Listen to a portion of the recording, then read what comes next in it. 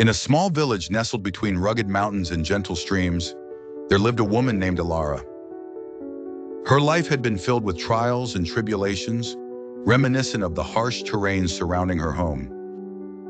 Once Elara was known for her joyous spirit, her laughter echoing through the fields as she worked.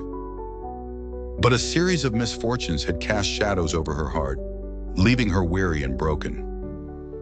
The village church, a humble wooden structure adorned with stained glass windows portraying stories of faith, hope, and love, had been her sanctuary throughout her life. It was here, under the watchful guidance of the wise and gentle Father Thomas, that she found solace. Father Thomas, with his silver hair and warm eyes, had always embodied the spirit of grace, speaking kindness into the lives of his parishioners. One chilly morning, as frost clung to the grass and the mountains wore a misty veil, Elara shuffled into the church. She knelt at the altar, tears tracing paths down her cheeks, asking God why her life had become so barren, why her laughter had disappeared into the cold winds.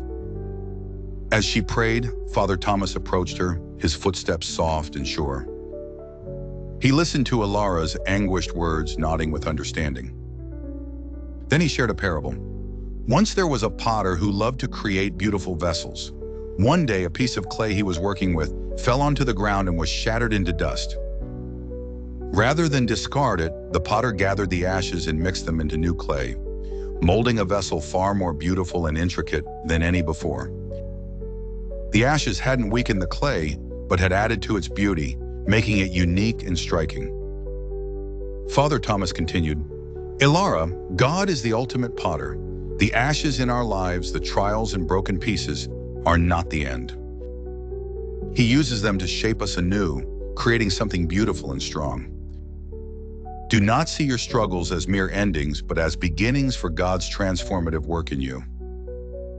Inspired by the parable, Elara began to attend church regularly and engaged more deeply with the community. The villagers, noticing her newfound strength, rallied around her, offering their support and friendship. Slowly, Elara's laughter returned, warmer and more resonant than ever. The trials that had threatened to drown her spirit became stepping stones to a path of grace-fueled growth, illuminating the beauty within her soul. Years later, as the mountains wore the warm colors of autumn, Elara stood before the congregation, sharing her testimony of redemption and hope. From ashes, God has crafted beauty in my life. If He can do it for me, He can do it for anyone, she declared, her voice vibrant and steady. Through God's grace, Elara had transformed her life from one of desolation into one filled with beauty, love, and purpose. Her story became a beacon of hope in the village, a testament to the transformative power of God's love. And so, the tale of Elara's journey from the ashes to beauty endured as a cherished piece of wisdom in the village, reminding all who heard it that no matter how broken life might seem, God's grace unfailingly offers a path to growth and restoration. The teaching of this story is that God's grace can transform even the deepest sorrows into profound beauty and new beginnings, akin to Isaiah 61:3, to give them beauty for ashes, the oil of joy for mourning.